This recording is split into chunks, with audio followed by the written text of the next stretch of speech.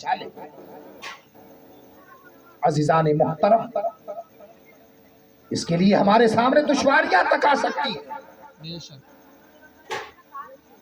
ہمیں پریشان بھی کیا جا سکتا ہے، اس لیے کہ دین کا کام کرنے والوں کو ضرور ستایا گیا ہے، دین کا کام کرنے والوں کو ضرور پریشان کیا گیا ہے، دین کا کام کرنے والوں کے اوپر ظلم کیا گیا ہے، دین کا کام کرنے والوں کے اوپر ستم کے پہاڑ توڑے گئے ہیں، لیکن اس کا مطلب یہ نہیں ہے کہ ہم پریشانیوں کو دیکھ کر کے اپنے آپ کو نیک کام کرنے سے روک لیں، دین کا پرچار و پرسار کرنے سے روک لیں، لوگوں کو نیکیوں کی دعوت دینے سے روک لیں۔ عزیزان گرامی، ایک بزرگ کا میں واقعہ بیان کروں آپ لوگوں کے ساتھ۔ حضرت بایزید بسطامی رحمت اللہ تعالی علیہ ہیں، آپ اپنے مریدین کے ساتھ دریا کے کنارے چلے جا رہے ہیں۔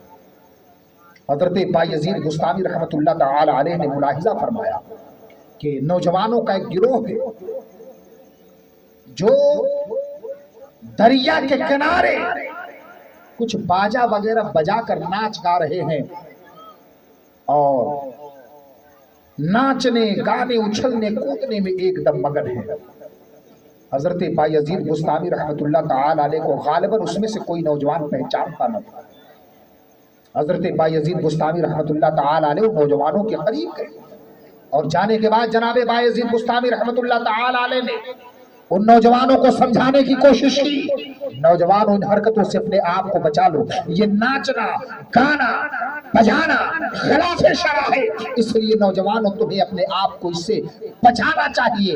نوجوان نشے میں دھت تھے، ان لوگوں نے جو باجا بجا رہے تھے وہ لوگ سارنگی کے مثل تھا، ایک نوجوان نے اسی کو حضرت بایزید بسطامی کے سر پر مارے غصے میں دے مارے، حضرت بایزید بسطامی کا سر بھی پھٹ گیا اور اس کا باجا ٹوٹ گیا۔ حضرت بایزید بسطامی وہاں سے پھر واپس پلٹے ہیں، آپ کے مریدین نے دیکھا ہے کہ حضرت بایزید بسطامی کا سر پھٹا ہوا ہے، سر لہو لہان ہے۔ آپ کے مریدین اور معتقدین کے اندر غصے کی ایک لہر دوڑ گئی، سب نے کہا حضرت بس بتا دے آپ کو کس نے مارا ہے، ہم جا کر کے ابھی ان کی خبر لیتے ہیں۔ حضرت بایزید بسطامی رحمت اللہ تعالی علیہ نے ارشاد فرمایا کیا تم اس کا بدلہ لینا چاہتے ہو؟ انہوں نے کہا ہاں حضور کیوں نہیں، ہم آپ کے مرید ہیں، ہم آپ کے شاگرد ہیں، ہم آپ کے چاہنے والے ہیں، ایسے ہی کوئی آپ کو مار کر نکل جائے ایسا نہیں ہو سکتا اور ہم یہ برداشت نہیں کر سکتے ہیں، حضور بتائے تھے صحیح وہ کون بندہ ہے۔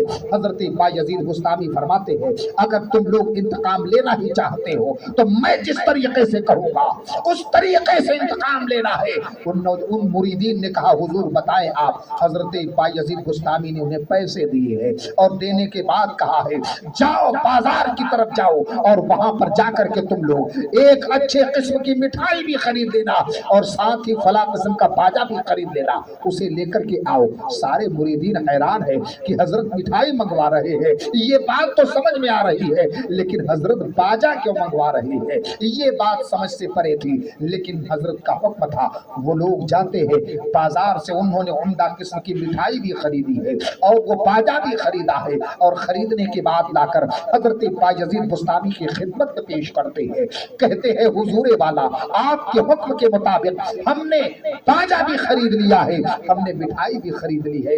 حضرت بایزید فرماتے ہیں کہ دریا کے کنارے کچھ نوجوان ہیں جو گانے بجانے میں مگن ہے، ایک کام یہ کرنا، یہ مٹھائی لے جا کر کے ان لوگوں کو دے دینا اور یہ باجا بھی دے دینا اور بتا دینا کہ بایزید بسطامی نے بھیجا ہے، تم لوگوں کو جو غصہ آیا، جو ناراضگی ہوئی، یہ مٹھائی کھا کر اپنے غصے اور ناراضگی کو دور کر لو اور تمہارا جو نقصان ہوا ہے اس نقصان کی بھرپائی میں باجے کی شکل میں کر رہا ہوں اور یہ باجا ان کو دے دینا، اس لیے کہ مجھے باجا مارنے کی وجہ سے ان کا باجا ٹوٹ گیا ہے۔ حضرت بایزید بسطامی کے مریدین نے جب یہ حال دیکھا ہے حیرانی کے عالم میں ہو گئے، ہمارے حضرت آج یہ کیا کروا رہے ہیں؟ عزیزان محترم زمانہ سمجھ رہا تھا حضرت بایزید بسطامی یہ کیا کر رہے ہیں، لیکن حقیقت یہ ہے کہ الٹی ہی چال چلتے ہیں، دیوانگی दीवानगान इश्क उल्टी ही चाल चलते हैं। दीवानगान इश्क आंखों को बंद करते हैं दीदार के लिए, आंखों को बंद करते हैं दीदार के लिए। लिहाजा आपके मुरीदीन वो बाजा और वो मिठाई लेकर के जाते हैं और देखा कि वो नौजवान वही दरिया के किनारे है, ले जाकर उन्होंने दिया। कहा कि ऐ नौजवानों देखो, हमारे शेख ने तुम्हारे पास ये बाजा भी भेजा ही, ये मिठाई भी भेजी है। तुम्हारा जो नुकसान हुआ ये बाजा ले लो, तुम्हें जो नाराजगी और गुस्सा आया है ये मिठाई खाकर अपने गुस्से को दूर कर लो। अजीजाने गिरामी, जब नौजवानों ने हजरत बायजीद बुस्तामी का ये अमल देखा वो हैरानी के आलम में आ गए। वो अपने अमल पर बड़े नादिम होते हैं, बड़े शर्मिंदा होते हैं और वो सारे नौजवान हजरत बायजीद बुस्तामी की खानकाह पर आकर आपके हाथों पर हाथ रख करके सच्ची तौबा करते हैं और कहते हैं हुजूर वाला, आज के बाद न शराब पी जाएगी और आज के बाद न नाच गाना और बाजा तमाशा होगा। सुभान अल्लाह, सुभान अल्लाह। ये उनका इस्लाह करने का तरीका देखा है आपने। इसे कहते हैं अम्र बिल मारूफ व नही अनिल मुनकर। हिकमत के साथ, हिकमत के साथ हजरत बायजीद बुस्तामी रहमतुल्लाह ताला अलैह उन नौजवानों की इस्लाह किस खूबसूरत अंदाज में किया। हम और आप भी अगर चाहें तो औलिया कामिलीन के नक्शे कदम पर चलते हुए लोगों की इस्लाह की तरफ अपने कदमों को बढ़ा सकते हैं। हम और आप अगर चाहें तो हिकमत के साथ लोगों की इस्लाह कर सकते हैं। लेकिन एक चीज मैं बताऊं, हम गुस्से और जोश में किसी की इस्लाह नहीं कर सकते।